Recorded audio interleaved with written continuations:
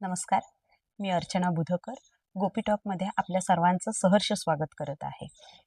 नागपूर येथे स्थित योगाभ्यासी मंडळातर्फे घेण्यात येणाऱ्या आसन प्रवेश आणि आसन प्रवीण अशा दोन्ही परीक्षांमध्ये सुवर्ण पदक प्राप्त केलेल्या सोबतच प्रात्यक्षिकांमध्ये प्रथम पारितोषिक मिळवलेल्या अशा प्रचिती प्रसाद धोंड यांना आज आपण भेटीला आलेलो आहोत. त्यांनी आमवात ह्या दुर्धर आजारावरती कशी मात केलेली आहे जाणून घेऊया त्यांच्याचकडून. चला तर मग मॅडम, सर्वप्रथम गोपी टॉक मध्ये आपले सहर्ष स्वागत. नवीन वर्षाच्या तुम्हाला हार्दिक शुभेच्छा. थँक्यू. आणि आता आपण मुलाखतीला सुरुवात करतो आहोत. तर प्रथमतः मी असं तुमच्याशी संवाद साधेन की नवीन वर्ष आहे हे 2025. नवीन वर्षात प्रत्येक जण रिझोल्युशन घेत असतो, म्हणजे संकल्प करत असतो. तर संकल्प करताना ते म्हणतातही की मला यावर्षी योगाभ्यासाकडे वळायचं आहे. बिलकुल. तसं तुम्ही स्वतः योगाभ्यासाकडे कशा वळलात, म्हणजे प्रशिक्षक म्हणूनही कशा या क्षेत्रामध्ये आलात, याबद्दल थोडीशी माहिती आपण सांगाल? मला त्या लोकांप्रमाणे संकल्प घ्यावा नाही लागला, कारण माझ्यासाठी अशी परिस्थिती होती, करो या मरो अशी परिस्थिती होती. ते कसं काय? कारण it was an accident actually. कारण हा जो रुमॅटॉइड आर्थरायटिस हा जो आजार मला झाला 17 वर्षापूर्वी 2007 मध्ये, तर हा आजार होण्याचे अनेक कारण आहेत बघा. कारण 17 वर्ष झाले मी या आजाराला झेलते आहे आणि हा आजार बरा होऊ शकत नाही. इट्स अ लाईफस्टाईल डिसीज आणि याला फक्त तुम्ही कंट्रोल करू शकता, याला ठीक नाही होऊ शकत हा, कारण हा ऑटो इम्युन डिसीज आहे. हा ट्रिगर होण्याचे अनेक कारण आहेत. तर त्याच्यामध्ये एक कारण ऍक्सिडेंट झाल्यामुळे पण ट्रिगर होऊ शकतो, तुमच्या लाईफस्टाईलमुळे ट्रिगर होऊ शकतो, किंवा ऑपरेशन एखादं मोठं झालं. ऍक्च्युअली तोच माझ्यासाठी खूप मोठा ट्रिगर होता. कॉपर्टी मी बसवली आणि ती भयंकर, म्हणजे ती गर्भाशय आणि युरिन ब्लॅडर याच्यामध्ये जाऊन फसली and it was a poisonous situation there. भयंकर मोठं ऑपरेशन झालं आणि ते मूल सुद्धा दगावलं. सेकंड बेबी होता जी. आणि तिथनं मी तुम्हाला सांगते की ऍक्च्युअली माझं वजन फार कमी होतं आणि ब्लड लॉस भयंकर झाला आणि ते सीझर करून झालं आणि त्याच्यामुळे वात इतका वाढला शरीरामध्ये, म्हणजे एका महिन्याच्या आतमध्ये मला अटॅक आलेला आहे. ओके. हा वाताचा कुठला प्रकार? आमवात, याला आमवात असं म्हणतात. आणि तो इतका वात वाढला शरीरामध्ये की एका महिन्याच्या आत माझं हा राईट थंब जे असतं, you can see, so deformity, yes, deformity अशी येऊन जाते हो, आणि इतके भयंकर पेन असतं त्याच्यामध्ये. आणि एक महिना, जस्ट 20 फेब्रुवारी 2007, मी डेट नाही विसरू शकत, त्या दिवशी ते कॉपर्टीचं ऑपरेशन झालेलं आणि मार्च एप्रिल मध्ये माझं पहिल्यांदा बोट सुजलं. मला काही कळेच ना, मला वाटलं किडा चावला असेल काय. आपण मध्यमवर्गीय लोक खूप त्रास झाल्याशिवाय डॉक्टरकडे पण जात नाही, पण ते सहनच होत नव्हतं. आणि थँक गॉड मी ज्या डॉक्टरांकडे गेली, कारण मी फक्त 25 वर्षाची होती, आणि ज्या डॉक्टरांकडे गेली त्यांनी मला खूप छान सल्ला दिला की बेटा, म्हणे तू आता फक्त 25ची आहेस, तू स्टेरॉइड्स आणि ॲलोपॅथीचे पेन किलर सध्या घेऊ नकोस. You go for alternative medicines, Ayurvedic try कर, होमिओपॅथिक ट्राय कर, किंवा तुझी लाईफस्टाईल व्यवस्थित कर, डाएट व्यवस्थित कर, प्राणायाम, योगा कर, यू कॅन डू इट. आणि आफ्टर 70-80 एज मध्ये बाबा तू मग दुखलं बा, गुडगा दुखतोय, मग माझ्याकडे आली तर ठीक आहे, मी पेन किलर देईन. And thank god to doctor Sengupta. आणि मग मी खरोखर त्यांनी जे सांगितलं ते मी ऐकलं पण, आणि मी होमिओपॅथिक कडे गेलेली. आणि आमच्या नागपूरमध्ये खूप चांगले डॉक्टर आहेत, डॉक्टर विलास डांगरे, आणि देव माणूस, आणि त्यांच्या औषधांनी, म्हणजे त्यांनी आता मला पूर्ण बरं केलेलं आहे. त्यांनी तर ग्रीन सिग्नल दिलाय की आता मला औषधाची गरज नाही. पण कारण त्यांना माहिती आहे की प्रचिती इतकं छान योगाभ्यास करते, रेग्युलर डिसिप्लिन्ड आहे एकदम, तर त्याच्यामुळे मी या योगाभ्यासामध्ये अशी तुमची सुरुवात झाली. जर रुमॅटॉइड आर्थरायटिस नसता मी कधीही योगाभ्यासाकडे वळली. ज्याचं मराठीत नाव आमवात असं आहे. ओके. तर त्याचे साईड इफेक्ट्स जे तुमच्यावरती झाले, येस, त्या कारणाने मग तुम्ही, मला चालताच येत नव्हतं मॅडम, बिलकुल. म्हणजे मी डे टू डे लाईफ, म्हणजे माझा मुलगा तेव्हा फक्त 2.5 वर्षाचा होता, मी त्याला कडेवर घेऊ शकत नव्हती, मी घरातले कामं करू शकत नव्हती, मला कणिक भिजवताच येत नव्हती. हा अंगठा उजव्या हाताचा एवढा सुजलेला, तुम्ही कसं करणार आहे काम. मी तर ठरवलं होतं की बाबा सरळ आत्महत्या करायची, लिटरली. आणि ते 6 महिने माझे इतके भयंकर होते, मी करू काय. लोक तुम्हाला सांगतात हो तुम्ही योगाला जा, योगाला जा, अरे पण ती करू काय एक्झॅक्टली, किंवा असा गुरु ज्याला म्हणतात ना, तर ती इतकी तळमळ आतून निर्माण झाली. आणि थँक गॉड माझे गुरु जनार्दन स्वामी, आणि आमच्या योगाभ्यासी मंडळ आहे इथे रामनगरला, आणि सेवाभावी संस्था आहे ती नागपूरमध्ये रामनगरला, आणि खूप छान तिथे शिकवतात. आणि त्यांचे जे शिक्षक असतात ना, जसं मी पण त्यांची एक शिक्षिका आहे, तर आम्ही काय करतो की कुठल्या एरियामध्ये, नागपूरच्याच भागामध्ये जर कोणाला शिक्षक हवा असेल, समजा जी. तुम्ही 10 बाया जमवल्या, समजा लेडीज, आणि ग्रुप ग्रुप जसं. जमवला, आणि तुम्हाला हवाय बाबा शिक्षिका, तर तुम्ही येऊन आमच्या मंडळात म्हणता की सर आम्हाला मिळेल का एखादी शिक्षिका, तर मग मी जाते आणि पेट्रोल चार्जेस पण घेतले जात नाहीत, 1 रुपया सुद्धा घेतला जात नाही, पूर्ण सेवा. पूर्ण सेवाभाव. पण 1 महिना बाबा मी त्या एरियामध्ये रोज जाणार सकाळी आणि वर्ग घेऊन येणार, आणि मग त्या एरियातल्याच लोकांना तयार करायचं की तुमच्याच पैकी आता एखाद जण समोर या आणि तो वर्ग चालवा. आणि बरं. तसंच ऍक्च्युली माझ्यासोबत झालेलं. तशी मी याच्यामध्ये शिरली बरं. की ते काय झालं की ऍक्सिडेंटली, जसं साईड बाय साईड डांगरे डॉक्टरांचं पण औषध सुरू झालं, ॲलोपॅथी तर मी कधी घेतलंच नाही, आणि साईड बाय साईड योगा पण सुरू झाला. तर ते आमचे रामनगरचे प्रशांत काळे सर म्हणून आहेत, आणि ते आलेले माझ्या घराजवळच्या मंदिरामध्ये, हनुमानाचं मंदिर आहे तिथे ते आले होते, आणि ते फक्त 1 महिना येणार होते, त्यांची बरं. ती पद्धतच आहे. आणि ते आले, आणि मला तर लिटरली चालता सुद्धा येत नव्हतं, मी भिंतीला धरून धरून चालत होती. आणि 15 दिवस झाले असतील madam, you will not imagine. जी. 15 दिवस मी रेग्युलर योगा केला, माझं पूर्ण पेन गेलं, आणि 15व्या दिवशी मी सरांना काय म्हणतेय, without giving exam, without certified education in yoga, जी. मी सरळ सरांना म्हटलं, सर आज मी वर्ग घेऊ का? सर म्हणे, काय तो वर्ग घेणार?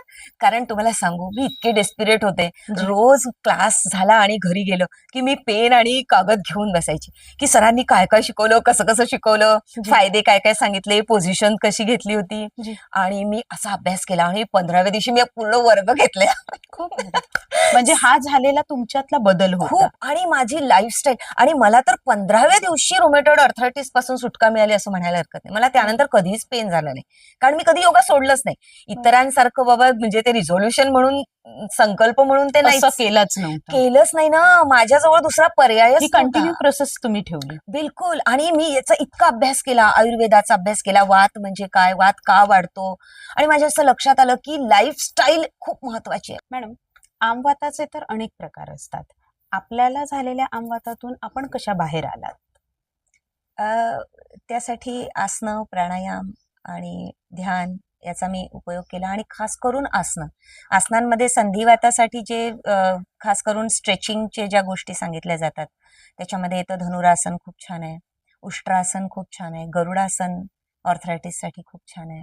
आणि सगळ्यात पहिली सुरुवात तर संधी संचालनानेच केली पाहिजे. कुठलंही आसन तुम्हाला करायचं असू द्या, कुठल्याही विकारासाठी तुमची सुरुवात ही संधी संचालनाने. आणि संधी संचालन म्हणजे प्रत्येक जॉईंट जो आहे आपला, त्याच्यामध्ये मुवमेंट प्रॉपर, वॉर्मअप ज्याला आपण म्हणतो, पण इथे आपल्याला जम्प वगैरे करायचं नाही, जॉगिंग करायचं नाहीये, प्रत्येक जॉईंटची आपल्याला मुवमेंट करायची आहे. मग अँकल पासून सुरुवात करून गुडघे झालं, कंबर झालं, खांदे, हात, आणि प्रत्येक जॉईंटला आपल्याला मूव्ह करायचंय. आणि नंतरच आपण जी आपली आसनं असतील विशिष्ट रोगांसाठी सांगितलेली, ती आपल्याला करायची आहे.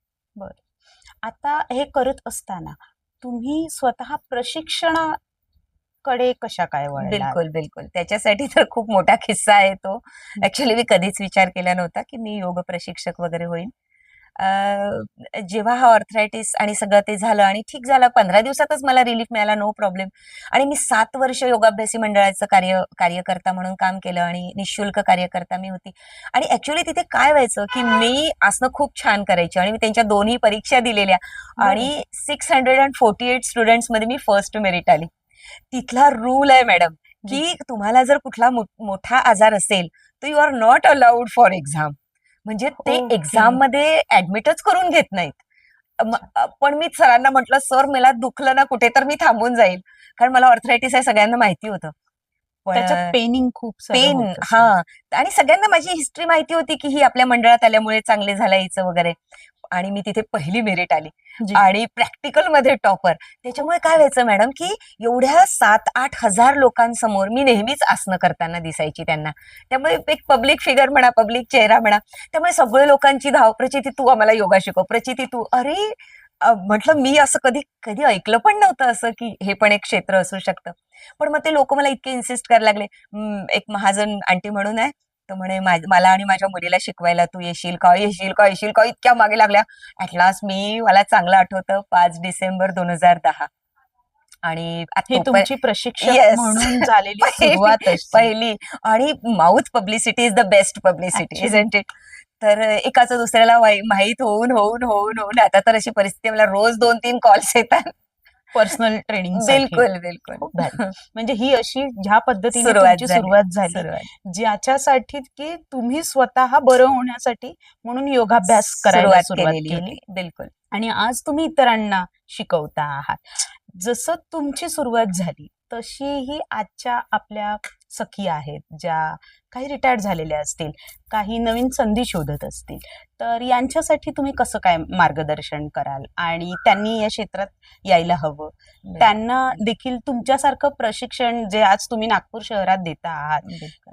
आज तुम्हाला संपूर्ण नागपूर शहर ओळखता आहे, पर्सनल ट्रेनिंग घेण्यासाठी तुमच्याकडे जसं खूप साऱ्या वेटिंग लिस्ट आहेत, बिलकुल बिलकुल. तर या क्षेत्रामध्ये तरुणींनी कसं यायला हवं, तरुणांनी कसं यायला हवं, जे रिटायर्ड झालेले आहेत, ज्यांच्याकडे पुष्कळ असा वेळ आहे, त्यांनी योगाभ्यासाकडे कसं वळावं, यासाठी आपण आमच्या बिलकुल. प्रेक्षकांसोबत संवाद साधावा. मार्गदर्शन जर करायचं झालं तर मी हेच म्हणेल की अ, जसं की तुम्हाला मी आधी पण सांगितलंय की आमवातातून बाहेर येऊन सगळ्या गोष्टींवर मात करून मी आज शारीरिकदृष्ट्या सक्षम आहे, मानसिकदृष्ट्या सबल आहे आणि आर्थिकदृष्ट्या पण मी स्ट्रॉंग आहे. तर मी जर का इतक्या दुर्धर आजारावर मात करून इतकं वर येऊ शकते, स्वतःच्या पायावर उभी राहू शकते, तर तुम्ही तर सगळे टचवूड तुमची छान तब्येत आहे. तुम्ही जर मनामध्ये जिद्द ठेवली स्वतःची, मनाने हरायचं नाही बिलकुल. विल पॉवर आपली एवढी स्ट्रॉंग पाहिजे. आणि या क्षेत्रात येणाऱ्या युवांना, मग त्या युवक असतील, युवती असतील, त्यांना मी सांगू इच्छिते, इतक्या संधी आहेत या क्षेत्रामध्ये. स्काय इज द लिमिट मी सांगते. म्हणजे 70-80 हजार तर तुम्ही सहजच कमवू शकता महिन्याला. काहीच मोठी गोष्ट नाही. आता माझ्याकडे 15 ते 16 क्लायंट्स माझे वेटिंगवर आहेत. You can imagine. आणि फक्त तुमच्यामध्ये काय पाहिजे? डिसिप्लिन पाहिजे. खूप महत्वाचं आहे. वेळेची पाळणं.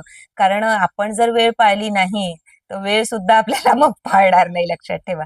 आणि मी वेळेची अतिशय पक्की आहे, लोकांना माहिती आहे. मी जर एखाद्या वेळेस उशिरा गेली, तर लोकं म्हणतात, "अपनी घडी खराब हो गई है, क्योंकि प्रचिती तो कभी लेट आती नहीं है."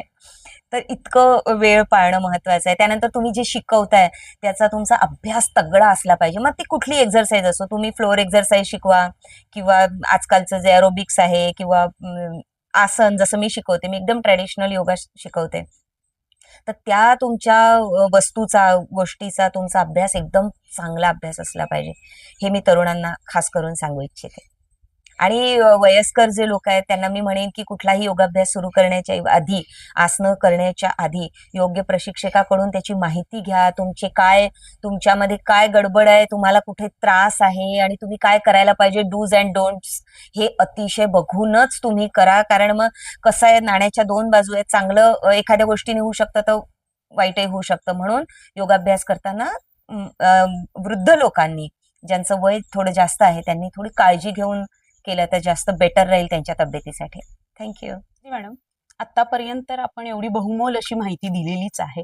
त्याबद्दल मनपूर्वक आपले धन्यवाद. गोपीटॉकमध्ये आपण आलात आणि आमच्या प्रेक्षकांशी संवाद साधलात, माझ्याशी संवाद साधलात, त्याबद्दल पुनश्च एकदा धन्यवाद.